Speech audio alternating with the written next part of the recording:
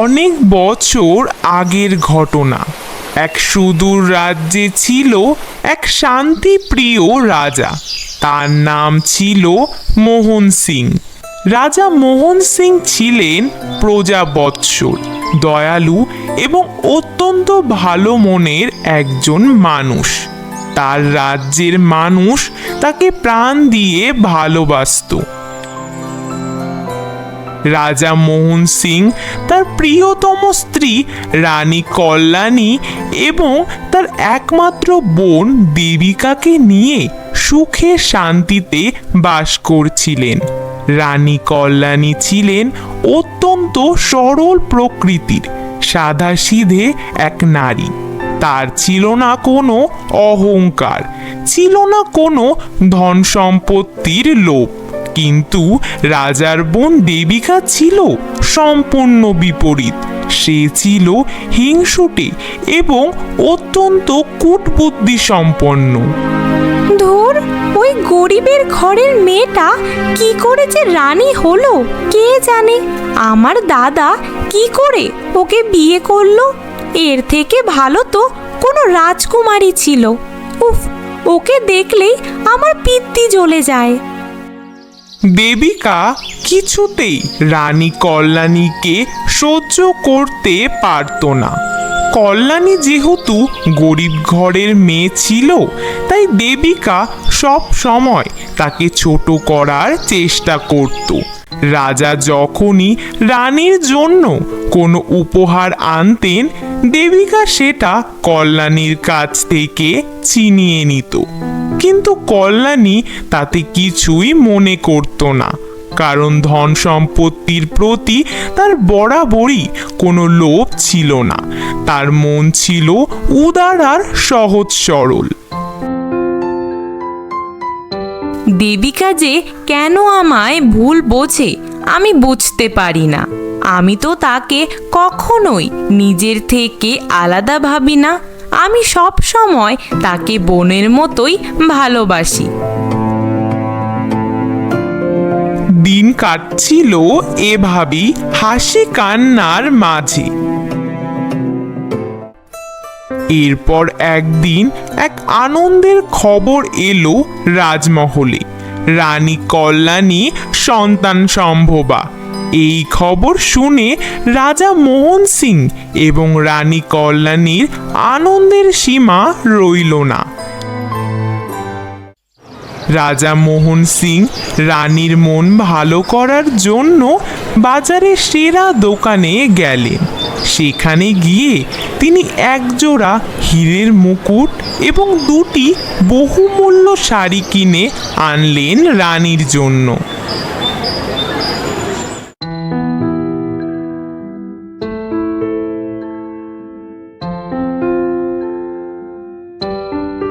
কল্যাণী, এই দেখো তোমার জন্য কি এনেছি।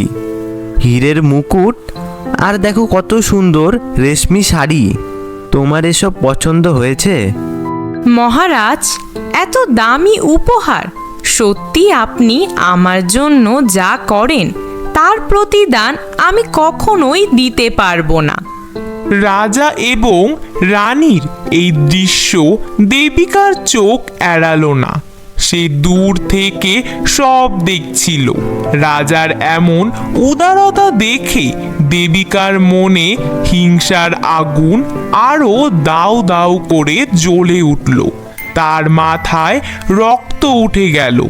রাজা ঘর থেকে বের হতেই দেবিকা রুদ্ধশ্বাসে রানীর ঘরে ঢুকলো। বাবা, বৌদি, দাদাকে তো বেশ ভালোই বশ করেছো দেখছি। এতদিন ধরে এই রাজবাড়িতে আছি, দাদা তো কোনোদিনও আমাকে এসব জিনিস উপহার দিল না। কি জাদু করেছো বলো না? আরে বোন, কি যে বলছো! মহারাজ আমার মন ভালো করার জন্য এগুলো এনেছেন।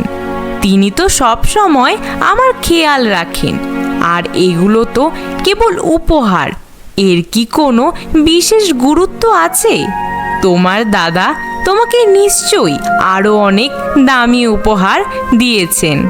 থাক, এসব বলে লাভ নেই। তোমার লোভ আমি খুব ভালো করে জানি। দাদাকে বুলিয়ে বালিয়ে বিয়ে করেছো। কে জানে কোনোদিন কি দেখেছো এসব গয়না? তোমার বাপের মুরত আছে? বাপ জন্মেও এসব দেখোনি।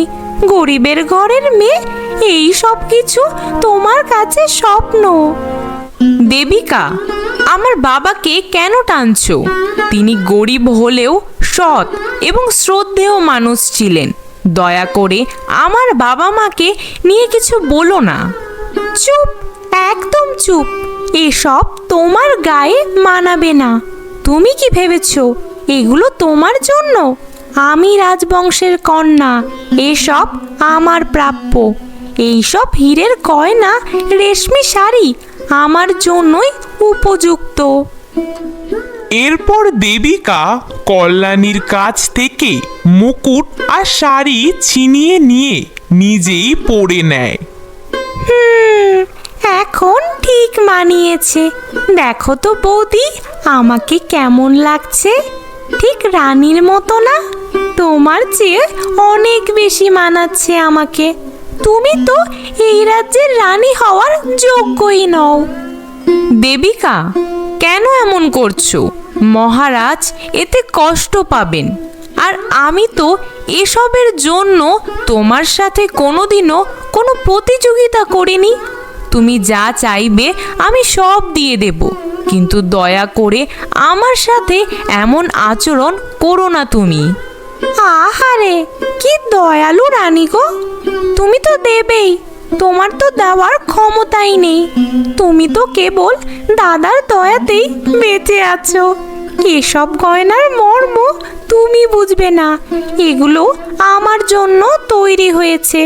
যাও, নিজের কাজে যাও। আর কখনো আমার জিনিসপত্র নিজের বলে দাবি করবে না। দেবিকার এমন আচরণে রানী কল্যাণী খুব কষ্ট পেলেন। তার মন ভরে উঠল বেদনায়। কিন্তু তিনি কখনো রাজাকে দেবিকার এসব কথা কিছুই জানান না। এভাবেই কিছু মাস কেটে গেল। রানীর কোল আলো করে সন্তান আসার প্রায় সময় হয়ে এলো। রাজা তার পূর্বপুরুষদের জ্যোতিষীকে ডেকে আনলেন। জ্যোতিষী, আমি আমার সন্তানের ভাগ্য জানতে চাই। আমাকে বলুন, তার কোনো বিপদ হবে না তো? আর তার ভবিষ্যৎ কেমন হবে? মহারাজ, আপনার জন্য এক আনন্দ সংবাদ আছে। আপনার যমজ কন্যা সন্তান হবে। কিন্তু সাবধান মহারাজ, এই যমজ কন্যাদের ভাগ্য ঘোর বিপদের আশঙ্কা আছে। তাদের জীবন পথে অনেক কঠিন পরীক্ষা রয়েছে। যমজ কন্যা? এ তো সুখের খবর জ্যোতিষী। চিন্তা করবেন না, আমরা সবাই মিলে আমার সন্তানদের গায়ে এক ফোঁটা আঁচও আসতে দেব না। আমি তাদের সমস্ত বিপদ থেকে রক্ষা করব। জ্যোতিষীর এই কথাগুলো দেবিকার কানেও পৌঁছলো। সে আড়াল থেকে সব শুনছিল। তার মাথায় নতুন এক কুটিল বুদ্ধি খেলে গেল। যমজ মেয়ে? তার মানে এই রাজ্যে সমস্ত সম্পত্তি ওই গরিব কল্যাণীর সন্তান পাবে? এই রাজ্যের রানীর মুকুট ওরা পাবে? না না, এটা কিছুতেই হতে দেওয়া যাবে না। আমাকে কিছু একটা করতেই হবে। আমার রাজবংশের অধিকার আমি ওদের হাতে ভুলেও তুলে দেব না। কিছুদিন পরেই রানী কল্যাণী দুটি ফুটফুটে যমজ কন্যা সন্তানের জন্ম দিলেন। কিন্তু দুর্ভাগ্যের বিষয়, সন্তান জন্মানোর অল্প সময়ের মধ্যেই রানী কল্যাণী মারা গেলেন। এই ঘটনা রাজা মোহন সিং কোনোভাবেই মেনে নিতে পারলেন না। তিনি গভীর শোকে নিমজ্জিত হয়ে পড়লেন। রানীর বিয়োগে রাজমহলে শোকের ছায়া নেমে এলো। রাজা দিনরাত রানীর শোকেই শোকাহত হয়ে রইল। কোনো কিছুতেই তার মন বসত না। কিছুদিন পর রাজা মোহন সিং জ্যোতিষীকে আবার রাজমহলে ডেকে আনলেন।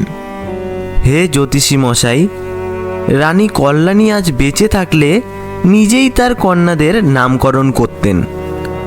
আজ সে নেই। আপনি দয়া করে আমার 2 কন্যার নামকরণ করে দিন। আর বলুন, তাদের বিপদ কি এখনো কাটেনি? মহারাজ, আপনার যমজ মেয়ে দুটির নাম হবে আলো এবং ছায়া। আলো হবে আপনার বড় কন্যা, যার ঠোঁটের নিচে একটি তিল দেখছেন। এই বাচ্চাটি হবে খুব বুদ্ধিমান, খুব সাহসী এবং তেজস্বী। আর ছায়া হবে তার বিপরীত, অত্যন্ত ভীতু প্রকৃতির।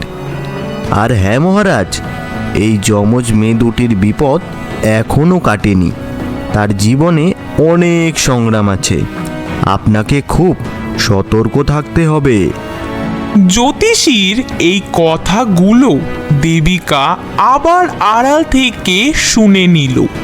তার মাথায় এক ভয়ানক কুটিল বুদ্ধি খেলে গেল। এবার সে তার পরিকল্পনাকে আরো পোক্ত করল। রাজা রানীর শোকে এতই বিহুল ছিলেন যে তিনি ছোট্ট বাচ্চা দুটির ঠিকমতো খেয়াল রাখতে পারছিলেন না। এই সুযোগে দেবিকা নিজেই তার দাদাকে বলল, দাদা, তুমি রানীর শোকে বড় কাতর হয়ে পড়েছ। এভাবে দেখলে তো চলবে না। এই নিষ্পাপ বাচ্চা দুটিকে কে দেখবে বলো? তুমি চিন্তা করো না, আমি ওদেরকে নিজের সন্তানের মতো লালন পালন করব। তুমি নিশ্চিন্তে থাকো। বোন, তুই সত্যিই আমার উপকারে এলি। আমি এখন কিছুই ভাবতে পারছি না। তুই যখন ওদের দায়িত্ব নিচ্ছিস, তখন আমি একটু নিশ্চিন্ত হলাম। আমার কল্যাণী নেই, কিন্তু তুই তো আছিস ওদের দেখার জন্য। রাজা জানতেন না যে এই দায়িত্ব নেওয়ার পেছনে দেবিকার কি শয়তানি মতলব ছিল। দেখতে দেখতে 4 মাস কেটে গেল। দেবিকা সত্যি বাচ্চা দুটিকে খুব যত্ন করত, তাদের সাথে সব সময় থাকত। রাজা দূর থেকে দেবিকার এই রূপ দেখে ভাবলেন যে তার বোন বোধহয় সত্যি ভালো হয়ে গেছে। তিনি জানতেন না যে দেবিকা এসব করছে কেবল তার শয়তানি চাল চালার জন্য। একদিন রাজার কিছু গুরুত্বপূর্ণ বাণিজ্যের কাজ পড়ল, তাই রাজাকে 1 সপ্তাহের জন্য বিদেশে যেতে হলো। রাজা মোহন সিং দেবিকার ওপর বাচ্চা দুটোর সমস্ত দায়িত্ব দিয়ে নিশ্চিন্ত মনে বাণিজ্যের পথে রওনা দিলেন। এতদিনে দেবিকা সুযোগ এসেছে। এতদিন ধরে দেবিকা এই দিনটারই অপেক্ষা করছিল। জ্যোতিষী বলেছিল আলো খুব সাহসী হবে, সে দেবিকার পথের কাঁটা হতে পারে। তাই দেবিকা আর দেরি করল না। সে একজন প্রহরীকে ডেকে পাঠালো। প্রহরী, আমার একটা জরুরি কাজ আছে, তোকে এক্ষুনি তা করতে হবে।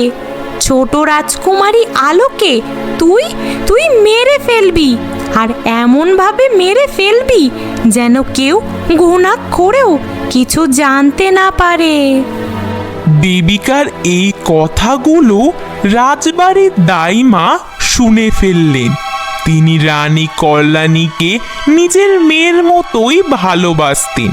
তিনি কোনো মতেই বাচ্চাটির ক্ষতি দেখতে পারছিলেন না।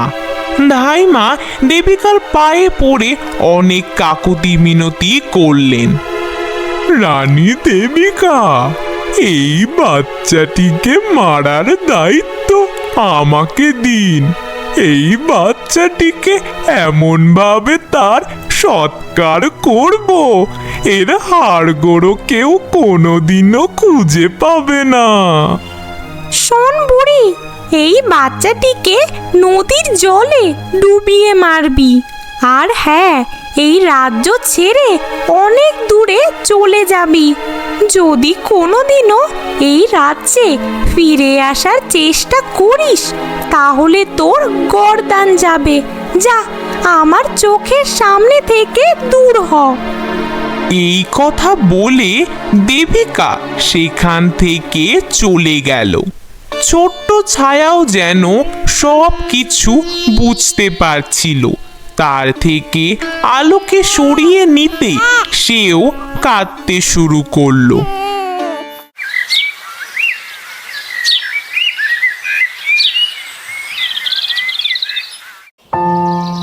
ভোর হতেই বুড়ি ধাইমা বাচ্চা আলোকে নিয়ে রাজবাড়ি থেকে বেরিয়ে পড়ল।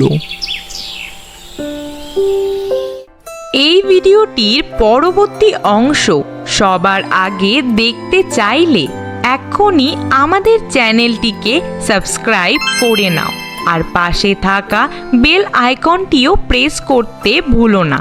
বেল আইকন অন করলে পরবর্তী পর্ব আপলোড হওয়ার সাথে সাথেই তোমার কাছে নোটিফিকেশন পৌঁছে যাবে। আগের ভিডিওতে যারা কমেন্ট করেছিলে তাদের সবাইকে অসংখ্য ধন্যবাদ। তোমাদের ভালোবাসা এবং সাপোর্ট আমাদের আরও ভালো ভিডিও বানাতে অনুপ্রেরণা দেয়।